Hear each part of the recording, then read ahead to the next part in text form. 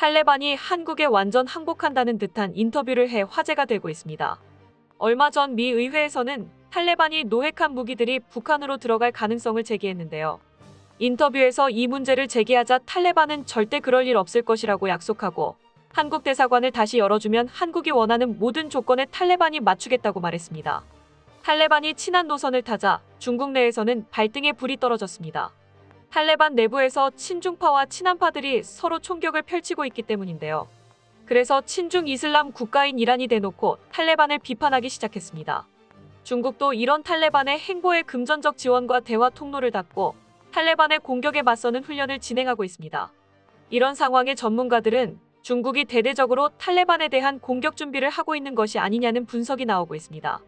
탈레반은 왜 한국이 원하는 조건을 들어주면서까지 친해지고 싶어하며 도대체 탈레반 내에서 왜 서로 총을 겨누고 있는지, 그리고 중국이 왜 이렇게 탈레반을 두려워하는지 알아보겠습니다. 최근 국내 한국 방송사 SBS가 탈레반 대변인과 인터뷰를 진행했습니다. 그 탈레반 대변인은 수하일 샤인으로 주 파키스탄 탈레반 부대사를 지냈으며 능숙한 영어 구사 능력으로 주로 서방권 국가들과 전문적으로 대화하는 인물입니다. 그는 서방과의 대화와 협상을 주로 맡고 있기 때문에 탈레반 내에서도 입지가 강한데요. 그런 인물이 한국과 인터뷰에 응해 한국의 지원이 필요하다고 저자세로 나오고 있는 상황입니다. 수하일 샤인 탈레반 대변인은 지난 6일 SBS 뉴스와의 인터뷰에서 한국도 국가가 파괴됐고 다시 국가를 건설하면서 경험을 많이 쌓았다. 한국이 도움을 준다면 환영하고 감사할 것이라고 했습니다. 아프가니스탄을 장악한 이슬람 무장정파 탈레반이 한국의 산업개발 경험을 높이 평가하며 한국 기업들이 아프간 개발에 참여해주길 원한다고 밝힌 것인데요. 이들은 한국이 한국전쟁 이후 한국의 모든 산업 기반이 파괴됐음에도 현재는 선진국의 지위를 가지고 있는 것을 보아 한국을 롤모델로 삼은 듯 했습니다. 그러면서 샤인 대변인은 안전을 보장할 테니 한국 대사관을 다시 열어달라고 요청하며 한국과 더욱 돈독한 사이로 남고 싶다고 전했습니다. 또한 샤인 대변인은 한국행을 원하는 아프간인도 적법한 서류가 있다면 출국을 보장하겠다고 강조하면서 과거 한국의 NGO와 함께 일했던 아프간 조력자들의 안전과 출국을 돕겠다고 약속했습니다. 샤인 대변인은 빈곤 문제와 자금 동결로 아프간이 극심한 고통에 시달리고 있다고 자신들의 약점들을 모두 고백하면서 사실상 한국에 항복하며 도움을 요청하고 있습니다. 이에 SBS 관계자는 탈레반이 미군이 남기고 간 무기를 북한에 판매할 우려가 있다는 미국 공화당 하원 의원들의 주장이 있었다고 말을 꺼냈는데요. 그러자 샤인 대변인은 무슨 소리냐는 식으로 그것은 우리 자신을 위해 필요한 무기라고 강하게 부인했습니다. 또한 그는 북한에 절대로 판매하지 않을 것이다. 우리는 북한과 어떠한 관계도 없다고 북한과의 관계에서 선을 긋는 모습이었습니다. 이는 단순히 한국과의 인터뷰에서 한국 정부의 환심을 사기 위한 립서비스만으로 보기 힘듭니다. 최근 탈레반 내부에서 서로 간의 총격전이 벌어진 사실이 드러난 것입니다. 이 총격전에서 탈레반 2인자이자 대표적인 친중파 인물인 바라다르가 부상을 입고 파키스탄으로 이송됐다는 것이 밝혀졌는데요. 바라다르는 실질적인 탈레반의 리더이며 지난 7월 28일 중국을 방문해 왕이 중국 외교부장과 회담을 가지기도 한 인물입니다. 인도 뉴스 매체인 힌두스탄 타임즈는 지난 3일 밤 카불에서 총성이 난무했다고 말하며 탈레반 내 고위 지도자 간의 총격전이 있었다고 밝혔습니다. 이날은 탈레반이 아프간을 점령한 후 새 정부 출범을 공식적으로 알림과 동시에 내각 인사 발표가 계획되고 있었는데요. 하지만 탈레반 대변인 자비울라 무자히드는 하루가 지나 새 정부와 내각 명단 발표는 다음 주에 이뤄질 것이라고 밝혔습니다. 탈레반은 새 정부 공식 출범을 앞두고 대통령을 뽑고 있었는데 대표적인 친중파 탈레반 인사인 바라다르가 유력한 후보로 떠오르자 이를 막기 위해 내분이 났고 서로에게 총격을 가한 것입니다. 매체는 이 과정에서 바라다르가 큰 부상을 입고 친중 국가인 파키스탄으로 몰래 빠져나갔다고 말했는데요. 탈레반 내에서 친중파를 축출해내고 실권을 잡은 친한파 탈레반들은 SBS의 인터뷰에 응해 한국의 우호와 지원을 요청하면서 한국이 아프간 내에서 원하는 조건을 다 들어주겠다고 밝힌 것입니다. 이런 소식은 야후 재팬을 통해 일본 네티즌들에게 빠르게 퍼졌습니다. 한국은 자국민을 사전에 모두 탈출시키는 데 성공했으나 많은 일본인들은 아직 현지에 남겨졌습니다. 탈레반이 일본의 대사관을 열어달라고 했을 때는 인질로 협박하며 요구했을 것인데 고민이 많겠습니다. 일본도 대사관 열게 해주세요. 한국은 어느 정도 미군이 놓고 간 장비를 관리할 수 있기 때문이라는 생각이 듭니다. 라는 반응을 보이며 탈레반이 한국에 이렇게 적극적인 것은 다른 나라들보다 얻을 수 있는 이익이 많기 때문이라고 말하고 있습니다. 이뿐만이 아니라 일본 네티즌들은 한국이 거짓말로 탈레반을 조종하고 있으며 아프간에 남은 일본인들과 일본 조력자들을 위협하고 있다는 반응도 많이 볼 수 있었습니다. 중국도 이러한 탈레반의 친한 행보에 비난하기 시작했는데요. 다만 중국은 탈레반의 공격을 우려해 우회적으로 비난의 목소리를 냈습니다.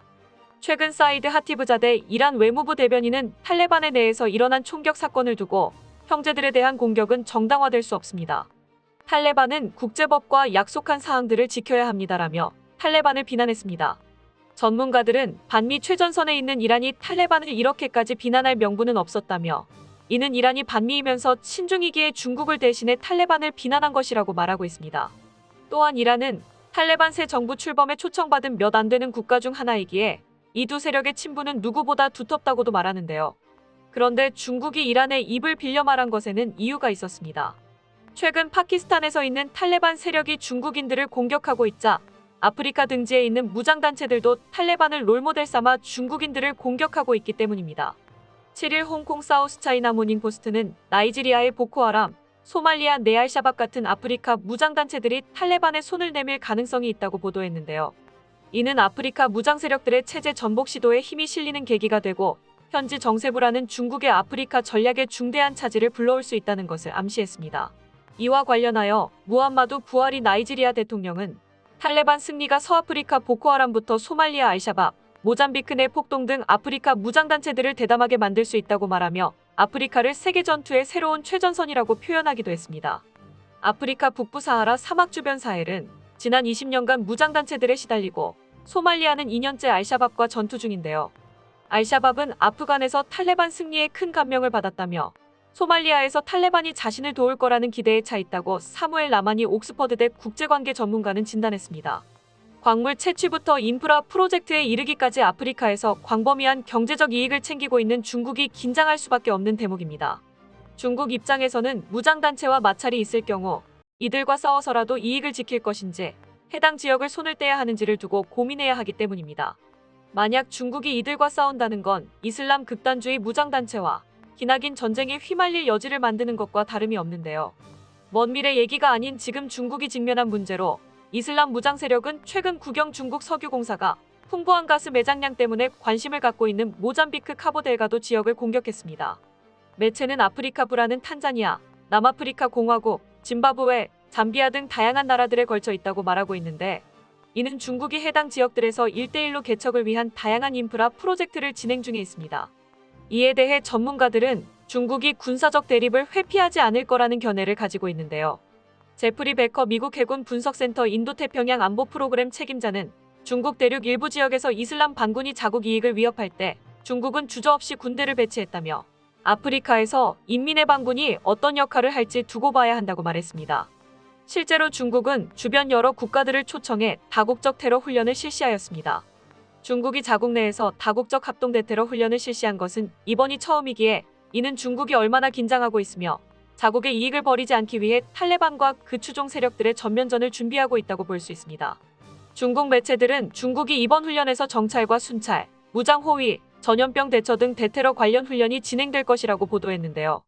중국군 전문가들은 미국이 아프가니스탄에서 철수 후 탈레반 공격 위험이 확산되고 있다면서 이번 두 훈련은 지역 평화 및 안보 수호를 위한 것이라고 의미를 부여했습니다. 중국 안팎에선 탈레반이 아프간을 접수한 후 아프간이 극단주의 무장단체들의 본거지가 될 수 있다는 우려를 하고 있습니다.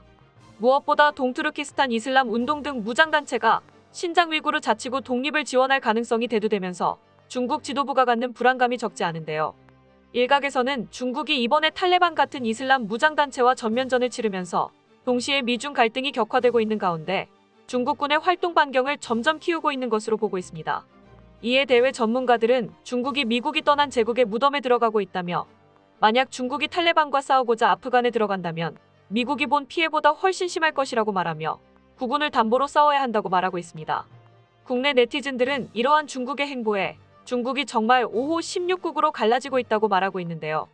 이런 상황에서 세계는 한국의 결정에 주목하고 있는데 한국 정부는 탈레반의 요청에 별다른 대응을 하고 있지 않은 상태입니다.